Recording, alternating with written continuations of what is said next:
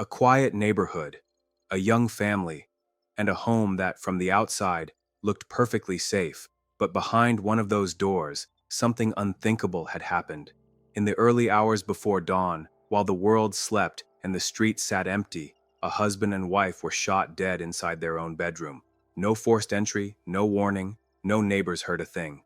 At first it seemed impossible. Who would want to harm a couple known by friends as kind, welcoming, and but as investigators began pulling at the threads, a chilling possibility emerged, one that reached back years into the past, a marriage that had ended long ago, a man who may never have truly let go, and signs that someone may have been watching long before the night of the killings. What initially looked like a mystery soon started to resemble something far darker, a crime that may have been carefully planned, patiently waiting for the perfect moment.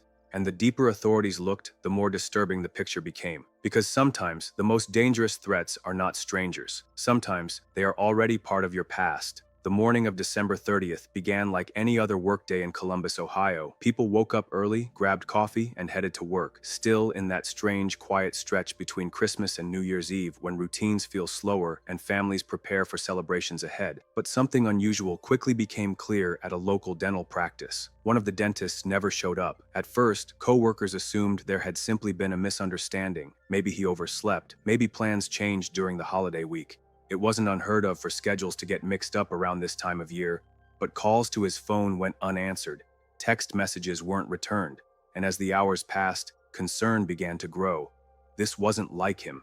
Friends described him as reliable, upbeat, and deeply committed to both his work and his family. He and his wife were known among friends as the type of couple who always showed up for others. Birthdays, gatherings, community events. Their home was often filled with laughter, children, and friends stopping by. So when nobody could reach either him or his wife, alarm bells started ringing. Family members and friends began contacting each other, trying to figure out when someone had last spoken with the couple. Some decided to drive by their home to check if everything was all right. The house looked normal. Cars were parked outside. Nothing appeared disturbed, but something felt off. After repeated failed attempts to reach them, authorities were eventually contacted for a welfare check. When officers arrived at the home, nothing from the outside suggested a crime had taken place. No broken doors, no shattered windows, no obvious signs of trouble. But inside, investigators soon made a horrifying discovery. The husband and wife were found shot to death inside their own bedroom. Both had been killed during the early morning hours, sometime between roughly 2 and 5 a.m., according to investigators. It was a scene that stunned even experienced officers. This was not random violence on a public street. This happened inside a home, the one place people believe they are safest. Even more heartbreaking was another discovery. Inside the home at the time of the murders were the couple's 2 small children, just 4 years old and 1 year old. Miraculously, neither child had been harmed. The family dog was also found safe inside the house. Whoever committed the killings had entered the home, killed both parents, and then left without harming anyone else. And perhaps most disturbing of all, there were no signs of forced entry. Investigators immediately recognized what that meant. Either the killer had access to the home, knew how to get inside, or had been let in. The murders appeared targeted, deliberate, planned. News of the killing spread quickly through the Columbus community. Friends and neighbors struggled to understand how something so brutal could happen to a couple widely described as warm and kind-hearted. Videos and photos of happier times began circulating online, including clips from the couple's wedding just a few years earlier. They had married in 2020 and were building what many described as a joyful, loving home for their young children. Those who knew them described them as social, generous, and deeply connected to friends and family. Their home was often a place where people gathered, which made the silence inside it on that December morning even more haunting. As detectives began piecing together what happened, they started asking crucial questions. Who knew the couple's routines? Who knew where they lived? Who might have held resentment toward them? Investigators retraced the victims' final days. They reviewed phone records, surveillance footage from nearby homes, and security cameras from surrounding streets. Officers canvassed neighbors, asking if anyone had seen unfamiliar vehicles or people in the area during the overnight. At first, there were few solid leads, but slowly, pieces began to emerge, and attention soon turned to someone connected to the wife's past. Before marrying her current husband, she had been married once before, nearly a decade earlier. That marriage had ended quickly, and publicly, it appeared to have been an ordinary divorce. Court documents described the separation simply as incompatibility, nothing unusual on paper, but detectives began hearing a different story from people who knew her. Friends told investigators that the previous marriage had not been as peaceful as it seemed. Some described emotional abuse and controlling behavior. Others claimed she had worked hard to separate herself from that chapter of her life before eventually meeting and marrying her new husband. At the time, these claims were simply allegations shared by acquaintances. Nothing had been formally reported to police during the marriage itself. Still, investigators couldn't ignore the connection, and as they dug deeper, more information surfaced. Digital evidence, vehicle movements, patterns that didn't quite make sense. Soon, investigators began to suspect that whoever killed the couple might not have been a stranger at all. And what initially seemed like a mystery was starting to look like something much darker, something that may have been building quietly for years. As police continued gathering evidence, one unsettling question began to take shape. Had someone been watching this family long before the night they were killed? And if so, why now? As investigators worked through the early stages of the case, one detail continued to haunt them. Whoever committed these murders seemed to know exactly what they were doing. This wasn't chaotic violence. Nothing inside the home suggested panic, struggle, or randomness. The killer entered quietly, went straight to the bedroom, and left without harming anyone else inside the house. That level of precision suggested planning, and planning leaves traces. Detectives began expanding their investigation beyond Columbus, looking into anyone connected to the couple who lived outside Ohio. Digital records, license plate readers, and surveillance systems across multiple states were examined. Slowly, a troubling picture started to emerge. A vehicle caught investigators' attention, a silver SUV seen near the couple's neighborhood during the time frame of the murders. At first, it was just one more car among many, but when detectives enhanced footage and tracked movement patterns, something unusual stood out. The vehicle appeared in the area shortly before the murders and then disappeared shortly afterward. Even more concerning, the SUV had displayed different license plates at different times. Sometimes the plates matched vehicles registered in Ohio. Other times, plates connected to Arizona appeared on the same vehicle. To experienced investigators, this was a clear red flag. Switching or using stolen license plates is a classic tactic to avoid detection. Cameras may record the plate number, but if the plate isn't truly connected to the vehicle, tracking becomes much harder. And this SUV, police later learned, had ties to McKe. Records showed connections between the vehicle and places linked to him, including his workplace in Illinois and previous residences associated with his name. Now investigators had something tangible connecting McKe to the area around the time of the killings. But there was more. Phone data, often one of the most powerful tools in modern investigations, revealed another strange detail. During the time frame when detectives believed the murders occurred, McKe's cell phone showed no movement and no activity for nearly 17 hours. At first glance, that might sound like evidence that he wasn't traveling at all, but to investigators, it suggested the opposite. Most people use their phones constantly. Texts, apps, calls, location pings. A complete silence during such a long window stood out.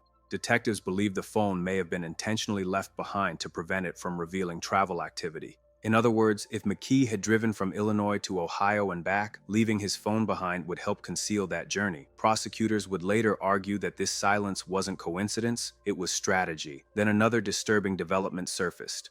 Weeks before the murders, on December 6th, the victims had traveled to Indianapolis to watch the Big Ten championship football game.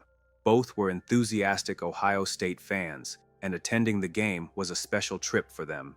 While they were away enjoying the event, investigators now believe something unsettling happened back at their home. Surveillance evidence allegedly shows someone entering their property while they were gone, and police now believe that person was McKe. The footage reportedly shows him at or near the property for several hours before leaving. Why would someone travel 7 hours from Illinois to visit the home of an ex-wife who had moved on years ago? And why do so while she was out of town? Friends later told investigators that during the game, Monique suddenly became upset and left early to return to the hotel. According to those friends, her distress involved concerns related to her former husband. What exactly she learned or suspected that night remains unclear publicly, but investigators believe this earlier incident may have been a reconnaissance visit, someone checking the property, studying routines, and learning how to approach the home unnoticed. If true, it would mean the murders were not spontaneous. They were planned. Meanwhile, detectives continued gathering evidence from McKe's life outside Ohio. Court records showed he had worked as a vascular surgeon in multiple states over recent years. At one point, he worked in Las Vegas before abruptly leaving his position. A malpractice lawsuit involving that employment claimed that when attorneys attempted to serve him legal papers, he could not be located, and an address connected to him appeared false. Eventually, McKe resurfaced in Rockford, Illinois, working at another hospital. On January 9th, federal agents arrested him near his workplace. Shortly afterward, investigators seized his SUV from the hospital parking lot. And inside his Chicago residence, police made another significant discovery. Multiple firearms were recovered from his apartment, including one weapon that investigators say shows a preliminary connection to evidence found at the Ohio crime scene. Though ballistics analysis takes time and remains subject to legal challenges, this potential link added even more weight to the case building against him. Yet, even with all this evidence, major questions remained unanswered. How exactly did the killer enter the home without forcing entry? Did the victims know their attacker was there? Did someone unknowingly allow him inside? And perhaps the most haunting question of all, why choose that specific night? December 30th seemed ordinary. No public conflict, no recent incidents reported between the parties. But investigators believe something triggered action, something that hasn't yet fully emerged in court documents. While the legal battle is only beginning, one thing has become increasingly clear. This case may not be about a sudden act of violence. It may be about resentment that never truly faded, and someone who may have been watching from the shadows, waiting for the right moment to strike. By early January, investigators believed they were closing in on the man responsible for the double murder. The pieces were beginning to align. The suspicious vehicle sightings, the unusual cell phone inactivity, the possible earlier visit to the victim's home, and accounts from friends describing a troubled past relationship. But detectives still needed enough concrete evidence to justify an arrest. Behind the scenes, law enforcement agencies across multiple states were coordinating quietly. Surveillance efforts increased. Vehicle records were reviewed again and again. Detectives reconstructed potential travel timelines, calculating how someone could drive from Illinois to Ohio and return without immediately drawing attention. Then, on January 9th, the investigation reached a turning point. Federal agents arrested Michael McKe near his workplace in Rockford, Illinois. Reports say he was taken into custody while out near a fast food restaurant not far from the hospital where he worked as a vascular surgeon. The arrest surprised many in the medical community. Colleagues described him as professional, intelligent, and focused on his work. Patients had trusted him with complex medical procedures, yet now he was being accused of one of the most shocking crimes imaginable, murdering his former wife and her husband inside their own home. After the arrest, investigators quickly moved to secure potential evidence. One of the most critical items was his silver SUV, which police seized from the hospital parking lot. Detectives examined the vehicle carefully, searching for any trace evidence that might connect it to the crime scene. They reportedly noticed something telling.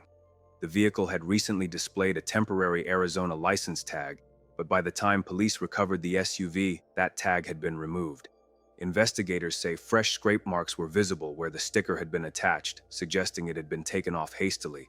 To prosecutors, this looked like someone attempting to erase a trail, but the vehicle itself was only part of the picture. Authorities also executed a search warrant at McKe's residence in Chicago, located in a high-rise luxury condominium building. Inside, investigators discovered multiple firearms. Among them was at least one weapon police believe could be linked to ballistic evidence recovered from the crime scene. Though forensic testing would still need to confirm any match, the discovery added significant pressure to the case against him. Meanwhile, investigators continued examining digital evidence. Phone data, travel records, vehicle tracking information, and surveillance footage were all being pieced together. Detectives attempted to reconstruct movements across several states in the weeks leading up to the murders. The theory developing among investigators painted a disturbing picture. A man who allegedly never emotionally separated from a relationship that had ended years earlier.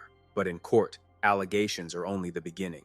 Shortly after his arrest, McKe appeared in court in Ohio via video feed after being extradited from Illinois. The proceeding was brief. He stood silently while his attorney handled the formalities. Through his legal team, he entered a plea of not guilty to all charges. The indictment included 4 counts of aggravated murder and 1 count of aggravated burglary. Additional firearm specifications could significantly increase penalties if convictions occur. The legal process ahead promises to be long and complex. Defense attorneys are already preparing to challenge every piece of evidence presented by prosecutors. In cases built largely on circumstantial evidence, vehicle sightings, digital data, alleged prior behavior, defense teams often argue that suspicion alone does not equal guilt. They may question surveillance interpretations. They may challenge ballistic conclusions. They may argue that travel patterns or phone inactivity prove nothing definitively. And juries are instructed to presume innocence unless guilt is proven beyond reasonable doubt. But prosecutors appear confident. They believe the cumulative evidence, vehicle movement, alleged prior stalking behavior, cell phone patterns, weapon recovery, and witness accounts about the prior relationship forms a clear narrative. Yet even with mounting evidence, the emotional weight of the case remains centered elsewhere. Two children lost both parents in a single night. Friends describe the surviving family members as still struggling to comprehend what happened. Support networks have stepped in to help care for the young children, now living with relatives while the legal case unfolds. Community members continue holding memorial events honoring the couple's memory. Photos and videos shared online show birthdays, gatherings, and holidays, moments frozen in time before tragedy struck. And still, questions linger. How did the killer enter without force? Did the victims recognize their attacker in their final moments? Was there communication beforehand that hasn't yet been made public? Investigators may already have answers, but much of that information remains sealed as prosecutors prepare their case. Trials often reveal details unknown to the public, and until then, speculation fills the silence. One thing, however, is certain. The legal battle ahead will determine whether the prosecution's theory stands up to scrutiny, or whether the defense can introduce doubt strong enough to change the outcome. As both sides prepare, families on both ends face entirely different realities. One grieving unimaginable loss, the other confronting the possibility of life imprisonment. As the case now moves deeper into the legal system, the investigation phase slowly gives way to courtroom strategy. Lawyers begin preparing arguments, evidence is examined in microscopic detail, and every step moving forward becomes less about speculation and more about proof. But even with an arrest made and charges filed, one question continues to echo louder than the rest. Why? Why now? Why after so many years? Why allegedly carry out such a calculated and devastating act? For many observers, the prosecution's theory points toward unresolved obsession and resentment. A marriage that officially ended years earlier may not have emotionally ended for one side. Friends of the victims have described Monique as someone who fought hard to move forward in life. She rebuilt after her first marriage, eventually meeting Spencer, falling in love, and creating a new family. Together, they built what those close to them describe as a joyful and welcoming home. But prosecutors suggest someone from her past may never have accepted that reality. According to witness statements gathered by investigators, Monique allegedly shared concerns about her former husband's behavior long before her death. Friends claim she spoke about feeling controlled or threatened during that earlier relationship. Still, none of those claims had ever resulted in formal police reports at the time, and in court, allegations alone are not evidence. The defense is expected to focus heavily on that point. From a legal standpoint, prosecutors must prove beyond a reasonable doubt that Michael McKe is responsible for the murders. Defense attorneys, meanwhile, only need to introduce reasonable doubt into the jury's mind. Expect challenges to surveillance interpretations. Expect scrutiny over forensic conclusions. Expect arguments questioning whether circumstantial evidence truly proves guilt or simply creates suspicion. Defense attorneys may argue that traveling near a location does not equal committing a crime, that possessing firearms does not automatically connect someone to a specific shooting. That phone inactivity alone proves nothing, and they will remind jurors repeatedly of the presumption of innocence. Meanwhile, prosecutors are expected to present what they believe is a timeline of calculated preparation, a suspect allegedly visiting the property weeks earlier, vehicle movement matching crime timelines, cell phone silence suggesting deliberate avoidance of tracking, and weapons possibly tied to evidence at the scene. Each piece, prosecutors argue, fits into a larger pattern. Trials often hinge not on one single piece of evidence, but on how all evidence connects together. And as both sides prepare for what could be a lengthy legal battle, the emotional consequences remain painfully real. Two young children lost both parents in one night. They were asleep inside the home when the shootings occurred. Too young to understand what happened, yet old enough that the loss will shape their entire lives. Family members have stepped in to care for them, but the absence left behind cannot be replaced. Friends of the couple continue honoring their memory through gatherings and tributes, sharing stories about the laughter and warmth that once filled their home. And for many in the community, the case represents something deeply unsettling, a reminder that sometimes danger doesn't come from strangers in dark alleys. Sometimes it comes from the past, from relationships people believe they have safely left behind. As court proceedings move forward, more details will likely become public. Evidence will be debated, timelines scrutinized, and legal arguments tested. Whether this case ends in a trial verdict or a plea agreement remains unknown. But one thing is certain: Justice, whatever form it ultimately takes, will not undo the tragedy. It can only seek accountability, and as families continue rebuilding their lives in the aftermath, the legal system now carries the responsibility of determining the truth. Some stories end in clarity, others leave questions behind, but every case reminds us how fragile normal life can be, how quickly everything can change. If you want more deep dive true crime stories, courtroom breakdowns, and investigations explained step by step, make sure to like this video, subscribe to the channel, and stay with us for more stories that go beyond the headlines, because sometimes the truth is darker than fiction, and we'll be here to uncover it with you.